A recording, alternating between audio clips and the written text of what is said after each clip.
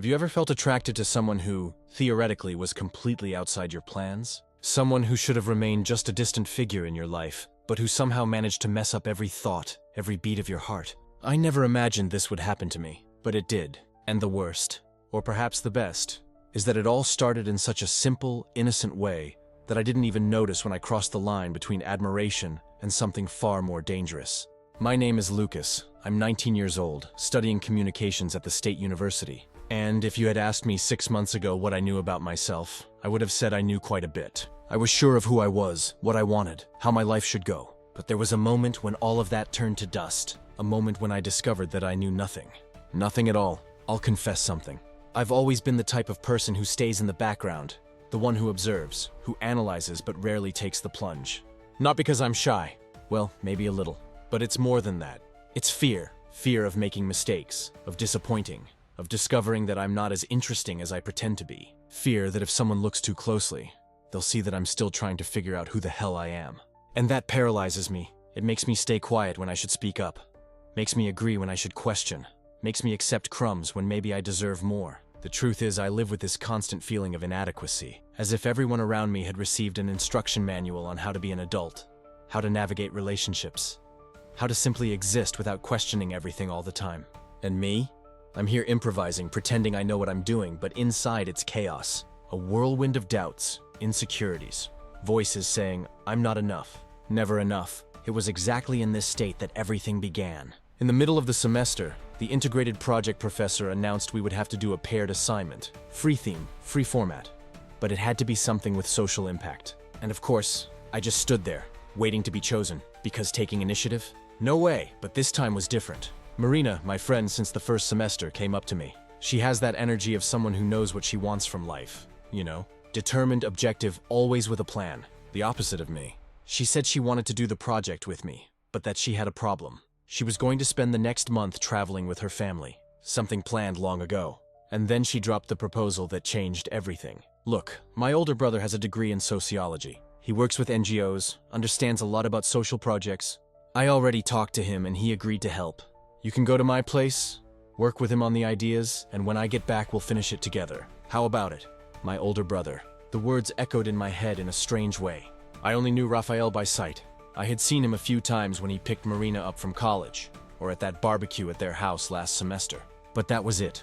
We exchanged a polite, hi, nothing more. He was 10 years older than us, 30 years old with his life already established, while I was still trying to figure out what to do with mine. I accepted. Of course I accepted. It was an important project, and the chance to have someone experienced helping was too good to refuse. But the truth was, there was something more. A curiosity I couldn't explain.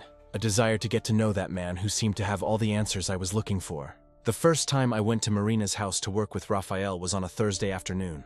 I was nervous. I didn't know exactly why. After all, it was just a college assignment. But my stomach was in knots, my hands were sweating, and I mentally rehearsed about 15 times what I was going to say. When he opened the door, everything got worse. Or better, I don't know. Raphael had this presence that filled the room. It wasn't about appearance, although he was attractive in a natural, effortless way. It was about the way he moved. Confident, calm, as if every gesture was intentional, as if he never questioned whether he was doing the right thing. He wore a simple shirt, jeans, barefoot, slightly messy hair, and that smile. That damn smile that seemed to say, relax, everything's fine. Lucas, right? Come in. Marina talked a lot about you. Talked a lot about me? What exactly did she say? My brain went into immediate panic, but I could only smile and mumble a thank you as I walked in. The house was silent. Their parents were traveling too. It was just me and him, and suddenly that seemed much more intimate than it should be. We sat in the living room and he brought coffee. Good coffee. The kind you feel was made with care, not just thrown in some machine. He asked about my major, about my ideas for the project, about what interested me. And for the first time in a long while, someone seemed genuinely interested in my answers. He wasn't just waiting for his turn to talk. He was there, present, listening. I started talking about educational inequality, about how it bothered me, about how I saw talent being wasted every day because people didn't have access. And he didn't just agree. He added to it, brought up references, authors I should read, projects that already existed and that we could study. He transformed my scattered ideas into something concrete, something that made sense. And in the middle of that conversation, I realized something. I felt seen, not judged, not diminished, seen. as if what I had to say mattered. As if I mattered. The afternoon flew by. When I snapped out of it, it was already dark outside. We had filled 3 pages of notes, had a solid outline of the project, and I was happy. Genuinely happy. Not because the work was going well, but because I had spent hours talking to someone who made me feel whole, who didn't make me want to be someone else. When I left that night, Raphael walked me to the door. He put his hand on my shoulder and said, "You have good ideas, Lucas. Stop doubting yourself so much." That hit me like a punch. Not a punch that hurts, a punch that wakes you up. How did he know? How had he seen in just a few hours what I spent months trying to hide? I could only nod and leave. But that night, lying in my bed, I couldn't stop thinking about his smile, about his voice, about the way he looked at me when I spoke, as if each word of mine had value. And that's when it started, that strange feeling in my chest, that butterfly sensation in my stomach that had nothing to do with nervousness about college work. I tried to dismiss these feelings. After all, it was just admiration, right? He was older, experienced, successful. It was natural to look up to him, to want to impress, to want to be close. But then why did my heart race when a message from him lit up my phone? Why did I spend an embarrassing amount of time choosing what to wear to work at his place? Why, when he accidentally brushed against me while pointing at something on the computer, did I feel an electric current surge through my entire body? The second time I went there was different. I was more relaxed, or at least trying to be. We worked for a few hours, but then he suggested a break. Ordered pizza. We talked about random things. He told me about his work, about the difficulties of dealing with bureaucracy and NGOs, about how sometimes he felt trapped in a routine. And I saw something I didn't expect. Vulnerability. Raphael wasn't just that confident, self-assured man I had idealized. He also had doubts, also questioned himself, also felt fear of making the wrong choices. And somehow, that made him even more real, even more attractive. It was that night that something small happened, but it changed everything. We were sitting on the couch, side by side, looking at the laptop. He was explaining a complex sociological theory, gesturing with his hands like he always did when he was excited. And in the middle of the explanation, he turned to me. Our faces were centimeters apart. I could feel his breath, could see the small details in his eyes. And for a second, just 1 second, it felt like time stopped. He didn't pull away immediately. He stayed there looking at me. And in that look, there was something I couldn't decipher. Curiosity? Recognition? Or was I going crazy and projecting my own feelings onto someone who was just being polite? Then he smiled. That corner of the mouth smile that completely disarmed me, and went back to talking about the theory as if nothing had happened. But I knew. In that moment, I knew. It wasn't just admiration. It wasn't just gratitude. It was attraction. Real, visceral, frightening. And the worst part? I didn't know if he felt the same. Didn't know if that look meant anything or if I was creating a fantasy in my head. And there was something else. Marina, my friend, his sister. What was I doing? How could I be feeling this about her brother? This was wrong, wasn't it? This was a betrayal of her trust. She had offered me help, had facilitated this meeting thinking it was just about work. And here I was developing feelings for someone in her family. The guilt began to consume me. But the guilt wasn't strong enough to erase what I felt. It wasn't strong enough to stop me from counting the days until the next meeting. It wasn't strong enough to stop my heart from racing when I heard his voice. The third time I went to work there, I was already in a chaotic state, divided between the excitement of seeing Raphael and the guilt of betraying Marina's trust. I entered his house trying to maintain my composure, but inside I was a whirlwind. We worked, we talked, and then, catching me off guard, he asked, "Are you okay? You seem kind of distant today." How could I possibly answer that? How could I admit, "I'm fine. I'm just desperately trying to hide how utterly captivated I am by you in a way that's completely inappropriate"? I just said I was tired. Tough week with classes. He accepted the explanation, but didn't seem totally convinced. And then it happened. Marina called. FaceTime. She wanted to know how the project was going. She was excited, talking about the trip, about the places she had visited. And there I was, next to her brother, feeling a toxic mixture of affection for her and attraction for him. Feeling like I was lying just by being there, just by feeling what I felt. When the call ended, the silence between Raphael and me grew thick and strange. As if Marina's virtual presence had suddenly reminded us of unspoken boundaries, loyalties, and lines we knew we shouldn't cross. Then Raphael did something unexpected. He inched closer, settling nearer on the couch and fixing me with an intensity I'd never witnessed before. And then he spoke. "Can I ask you something? And you don't have to answer if you don't want to." My heart was in my throat. I could only nod. "Do you feel this too?" The world seemed to pause. His words hung in the room's silence. Do you feel this too? He knew, he had noticed. And more terrifyingly, was he actually experiencing the same thing?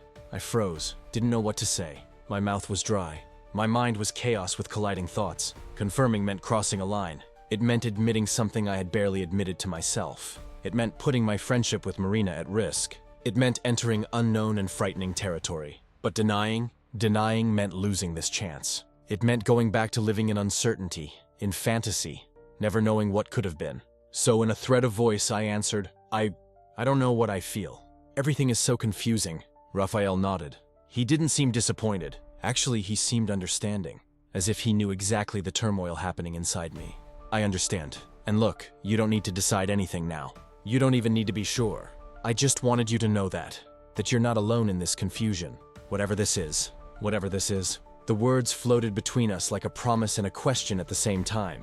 And then, as if the universe wanted to test my sanity, we heard the front door opening. Familiar voices, laughter. Marina had come back early from the trip. A surprise. She wanted to see how the project was going in person. She wanted to surprise us. Raphael and I instinctively moved apart, as if we'd been caught doing something wrong. But we hadn't done anything. Not yet. We had only admitted that something was happening. Something that shouldn't. Something we couldn't ignore. Marina entered the room with that huge smile, excited, innocent, having no idea what had almost happened minutes before. Having no idea that the line between partnership and something more was dissolving. Having no idea that my heart was racing for all the wrong reasons. She hugged me, asked me about the project, praised her brother for helping me, and each word of hers was like a blade, reminding me that I was stepping on forbidden ground, that the feelings I had couldn't exist without consequences. But while she talked, I glanced at Raphael, and he looked back at me, and in that look I saw everything. The confirmation, the tension, the desire, and also the conflict. Because he also knew, also felt the weight of it all.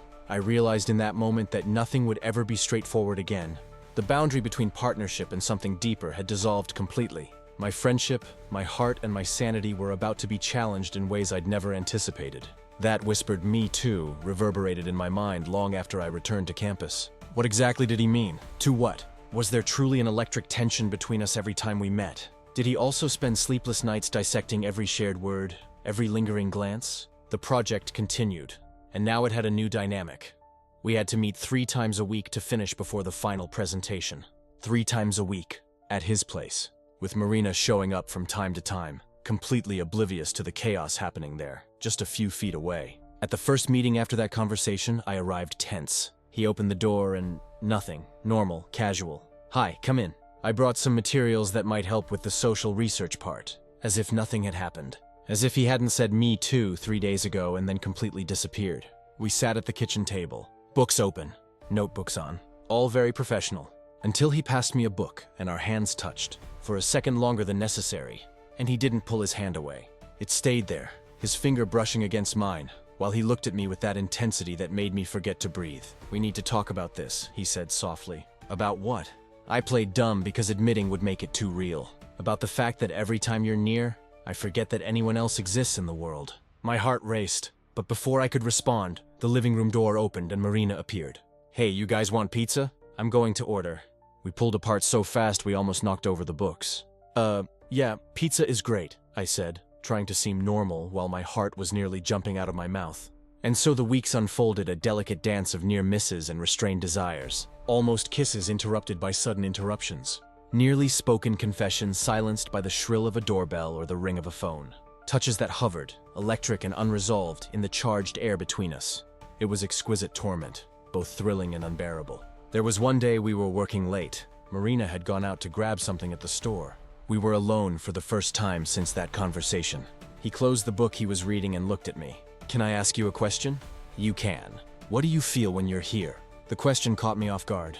I could lie. Could laugh and say I was focused on work, but there was something in the way he looked at me that made it impossible not to be honest. "I feel chaos," I said. "Everything I thought I knew about myself is being torn apart. I'm riddled with guilt because you're my best friend's brother. I'm terrified because you're older, and I can already hear the whispers of judgment. But somehow, paradoxically, I feel more alive than I've felt in years." He moved closer. Slowly. So slowly that I could have stopped it, could have stepped back, but I didn't want to. When he was so close I could smell his cologne, he stopped. "If I kiss you now," he whispered, "there's no going back." "Maybe I don't want to go back," I replied. and then he kissed me. Unlike the dramatic scenes in movies, this wasn't explosive or desperate. Instead, it was deliberate, almost reverent. Each moment felt like he was meticulously mapping out a memory, committing every sensation to heart. When we finally pulled apart, a shared understanding passed between us. Nothing would ever be the same. But reality has a cruel way of reminding us that nothing is simple. In the following days, he became distant again. Not cold, but cautious. And I understood, because he was also processing the weight of it all. There was one night when we were finishing up the project. The presentation was in 3 days, and he stopped mid-sentence. "I can't ruin her friendship with me because of this," he said. "This?" The word came out more hurt than I intended. That's not what I meant. He ran his hand through his hair, frustrated. She's my sister, and you're her best friend. If this goes wrong..." "What if it goes right?" I interrupted. He looked at me, and there was so much vulnerability in that look that I almost broke down. "What if we end up hurting each other? What if this is just a momentary confusion? What if I truly fall in love, only to discover you've decided I'm not worth the risk?" In that moment, I understood. His fear wasn't about external judgment or societal expectations. It was far more personal, far more raw. He was terrified of emotional vulnerability, afraid of opening himself completely, only to find himself abandoned, his heart exposed and unprotected. "Do you think I would kiss you if I wasn't feeling something real?" I asked. "Do you think I would risk my most important friendship? That I would spend sleepless nights thinking about you if this were just a phase?" But before he could answer, my phone rang. It was Marina. "Hey, I'm heading home. Are you guys still working on the project?" "Yes," I replied, and the magic of the moment dissolved. In the following days, things got even more complicated. Because Marina started to notice. Not obviously, but she started making comments. "You guys are really dedicated to this project, huh? I've never seen my brother so excited about a social project. It's funny, he talks about you all the time now." And there was more. Our families started getting closer. My mom and his mom arranged a dinner. "How nice that you're becoming friends with the older son too," my mom said, not knowing that every word was a knife. "He's such a responsible young man." Responsible. The word kept echoing. Would a responsible guy kiss his sister's best friend? Would a responsible guy risk everything for a feeling he could barely name? The age difference loomed like an unspoken barrier. 10 years felt inconsequential between 30 and 40, a mere footnote in life's narrative. But at 19 and 29? Suddenly that decade became a chasm filled with judgment, expectations, and unspoken criticism. I could already hear the whispers, see the sidelong glances. "Did you hear? He's involved with his best friend's older brother Raphael, established and working with NGOs, while Lucas is still navigating college life." One night, 2 days before the project presentation, I was almost asleep when I got a message from him. "Are you awake?" "I am now. We need to talk. Tomorrow before you come over for the final rehearsal. Just the two of us." My heart raced. Was this good or bad? Was he going to say we had to stop? That it was too crazy? Or was he going to say something else? "Where?" "There's a coffee shop near campus. Meet me there at 2 p.m.? "I'll be there." I spent the entire night awake, going over every conversation, every look, every touch, trying to prepare myself for any scenario. But you're never really ready, are you? Not for that kind of conversation. When I arrived at the coffee shop, he was already there, stirring his coffee, nervous. When he saw me, he gave a small, tired smile. "Hi." "Hi." We sat in silence for a few seconds. That kind of heavy silence, full of unsaid things. "I know this is chaos," he began, his voice almost breaking. "I know it's complicated, but pretending nothing is happening is killing me." I waited, because there was more. I knew there was. "The presentation is tomorrow. Marina is expecting us at home afterward. And I need to tell you something before all of this blows up in our faces." He took a deep breath. "I'm in love with you. This isn't mere attraction or passing confusion. It's a seismic shift, the kind of emotion that fundamentally rewrites who you are. And I know, God, I know how complicated this will be. I understand people will dissect and judge. I'm aware Marina might never forgive me. But I will not continue to pretend you're just another friend." In that moment, my entire universe contracted and expanded simultaneously. And then he said, "But I need to know if you feel the same. Because if this is just experimentation for you, or curiosity, or anything else that isn't real, I'd rather stop now, before I get hurt more than I already am." His voice was low, almost breaking. "I know this is chaos. I know it's complicated, but pretending nothing is happening is killing me." The project presentation was tomorrow. Marina was expecting us at home in a few hours, and I had to choose. And there, sitting in that quiet coffee shop, I knew the moment of truth had finally arrived. I couldn't run anymore. I couldn't dismiss this as just a phase or temporary confusion. He was there, waiting vulnerable, exposed. And me? I was exhausted from lying to myself. I started, but my voice failed. I took a deep breath. I need to tell you something. He said nothing, just looked at me with those eyes that seemed to see everything I was trying to hide. I know this is gonna sound crazy, I continued, feeling my heart race. I know it doesn't make sense, but since that day on the couch, since that kiss, I can't stop thinking about you. Silence. A silence that seemed to last an eternity. And it's not just physical attraction, I spoke quickly, before my courage could falter. It's so much more than that. It's the way you understand me without me having to explain a single word. It's the way you look at me as if I truly matter. It's everything. He took a step forward, slow, calculated. You know this isn't simple, right? He said, and for the first time I noticed a tremor in his voice. You're my sister's best friend. You're young. You have your whole life ahead of you and you think I haven't thought about that? I interrupted. You think I haven't tried to ignore it? Footsteps. I heard footsteps in the main hallway. Marina. She was coming back. Time was running out. But you know what I discovered? I spoke, quieter now, urgent. That the only real mistake would be lying about what I feel. It would be letting fear decide for me. He closed his eyes for a second. When he opened them, there were tears there. I feel it too, he whispered. And it terrifies me. My heart exploded metaphorically, of course. But it might as well have been literal. Since you first showed up here, there's something about you that completely destabilizes me, he continued, his voice breaking. I tried to ignore it. I tried to rationalize it. But every time you smile, every time you look at me like you're looking now, I lose myself. The footsteps were closer. Maybe 10 seconds. Maybe 5. So what do we do? I asked. He extended his hand. I held it. And in that touch, simple and pure, there was everything we couldn't put into words. We stopped running, he said. And then the door opened. Marina stopped in the doorway, her eyes going from me to her brother, to our intertwined hands, to the tears on both our faces. The shopping bag fell to the floor with a dull thud. What the fuck is this? Absolute silence. The kind of silence that precedes an explosion. I let go of his hand by instinct, but he held tight, didn't let me pull away. Calm down, he said, his voice surprisingly firm. Let me explain. Explain what? Marina stepped forward, her voice rising. That you're hitting on my best friend? That you two are... What? Together? Are you serious? It's not what you're thinking, I tried to speak, but she cut me off. It's not what I'm thinking? You were holding hands! Crying, as if...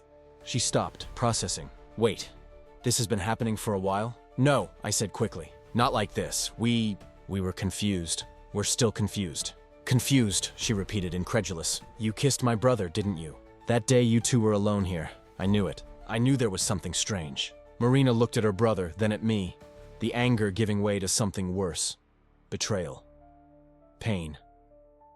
How long were you going to hide this from me? We weren't hiding it, her brother spoke, taking a step forward. We were trying to understand what this means. Because it's not simple. You know it's not. It's not simple? Marina laughed without humor. You're 10 years older than him? He's been my best friend forever. And you think I'm going to just sit here calmly watching you two? What, date? I never wanted to hurt you, I said, feeling the tears return. You're the most important person in my life, but I didn't choose to feel this. I didn't wake up one day and decide to fall in love with your brother. It just happened. Fall in love? She stopped, eyes wide. You're in love with him? I swallowed hard. It was now or never. Yes, I said. I am. The room spun. Marina sat on the couch, her head in her hands. I need to process this, she murmured. I don't know what to feel. You can feel angry, her brother said, settling beside her. You can hate us. But that won't change the reality of what we feel. Marina looked at her brother, then at me. And then, for the first time, she seemed to really see. Not the betrayal. Not the confusion. But the two of us. Really see. Are you happy? She asked me, her voice breaking. The question caught me off guard. I don't know, I admitted. I'm terrified. But when I'm with him, I feel... complete. In a way I've never felt before. She ran her hand over her face. You have no idea the mess this is going to cause, she said. In the family, with friends, in everything. We know, her brother responded. And we're not going to pretend it'll be easy. But we can't keep living a lie. Minutes passed. Maybe hours. Hard to tell. Finally, Marina stood up. I need time, she said. To think. To accept. I don't know if I can yet. We understand, I said. She went to the door, stopped, looked back. But look, if this is really serious, if you two really care about each other, I'll try. I don't promise it'll be quick, but I'll try. And she left. I collapsed, literally collapsed on the floor, the full weight of that moment crushing me. He came to me, pulled me into an embrace, and we stayed there, crying, laughing, not believing what had just happened. "We did it," I whispered. "We did it," he repeated. And for the first time in weeks, I felt like I could breathe. The days that followed were strange.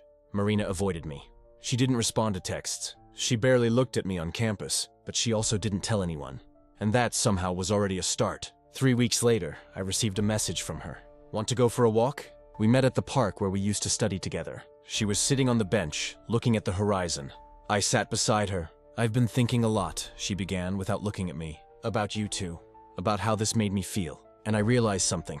I waited. "You've always been different," she continued. "You always knew who you were, even when everyone expected something else. And I always admired that about you." I felt a lump in my throat. "It would be hypocritical of me to condemn you for being exactly who you are." She finally looked at me. "Even if that's complicated. So I still need time, but I don't want to lose you. You're my brother, for real. And if he makes you happy." She sighed. "Who am I to stand in the way?" I hugged her. And there, in that tight embrace, I felt that we were going to be okay. As for him, we're taking it slow, really slow. It's not a fairy tale story with a guaranteed happy ending. There are difficult days. There are moments of doubt, but there are also late-night conversations, shared laughter, and a profound sense of connection. And for the first time in my life, I'm not pretending to be someone I'm not. You know, I learned something from all of this. Chaos isn't always bad. Sometimes chaos is necessary for us to discover who we really are, for us to have the courage to choose truth instead of comfort. And if you're watching this now, if you've ever felt something you couldn't explain, something everyone said was wrong but deep down felt right, you're not alone.